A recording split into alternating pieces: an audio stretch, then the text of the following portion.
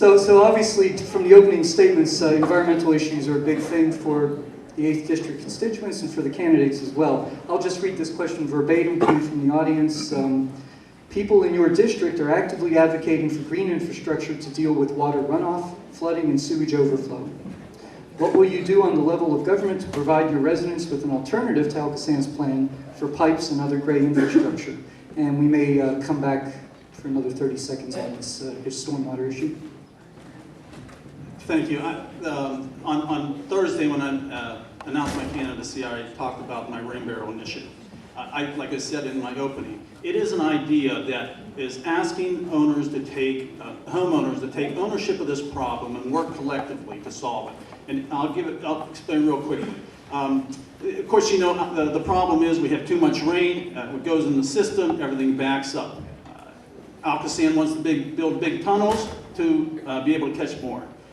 There's green infrastructure, real easy idea, going back centuries, is just collect it on the site before it goes in. And then after the storm, you either use it in your garden, you can use it inside, or you can release it into the system. 9 Mile Run has a rain barrel problem, program that they've instituted trying to address that problem.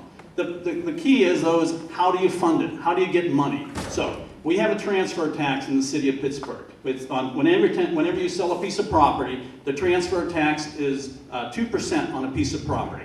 So if you take a house that's $100,000, that's $2,000. It's normally split between a buyer and a seller, so you have $1,000. If it costs you $500 to install rain barrels, when a new home buyer buys a house, we'll say, instead of giving us taking the $1,000, we'll give you the $500 to put towards the rain barrel. Now, I would do a little bit more with that. I would say, you should have $100 to the homeowner should put in $100 for their share, because I think everybody should have skin in the game. I would then go to Harrisburg and say, hey, Harrisburg, look, this is the perfect type of tax credit that you can give over time and reduce that. So it's a tax credit that allows folks to take ownership of this problem and be part of that solution.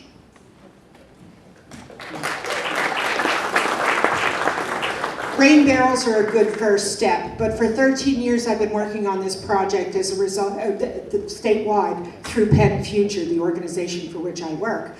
This is the Philadelphia plan that I helped sell to the city of Philadelphia citizens so that they would know what had to be done. This is the program summary. There's a lot that has to be done. It's going to take us 25 years and $3 billion, but we can do it. And it's a smart plan, it's a green infrastructure plan, it makes the air cleaner, it makes the water cleaner, and we can do it all. We can start with rain barrels, although frankly on my street, with the houses so close together, we don't have any place to put the rain when we collect it in rain barrels. You need to have a rain garden to really do it right. I am determined to make this plan the plan for our region, or a similar plan, and more importantly, my organization has sued the city of Pittsburgh and the Pittsburgh Water and Sewer Authority for refusing to enforce the law we have on any development having to have green infrastructure stormwater development plans.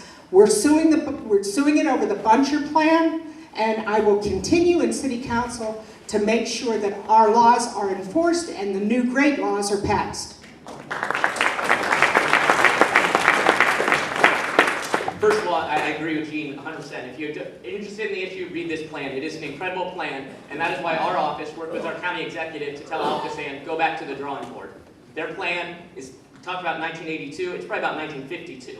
It has no approach to green infrastructure, no approach to modern thought. We started at the local level, though. I wrote the bill that gives a 10% bonus to any development, 10% density bonus, not financial bonus, to any developer who builds a LEED certified building. And I've put that into practice. Bakery Square 2, which broke ground today, has bioswells to capture 100% of their rainwater on site and not put it into the system. The new apartment building on Shady Avenue is capturing 100% of their water on site and not putting it into the system. We have 1,300 miles of city streets with lines under them. We just redid the lines on Maryland and Holden, for those of you who know that area. $750,000 per block. Imagine 1,300 miles and the cost that is. You have to start with what's moving forward. Developments cannot come in and add more water to our system that can't handle it. And that's why I wrote the Clean Water Act. That's why Jeanne is standing up and suing over it, because it needs to be enforced. And that is why each development that comes through goes through a community process. And one of the first issues we say is capture your water on site. You're not adding to the problem today.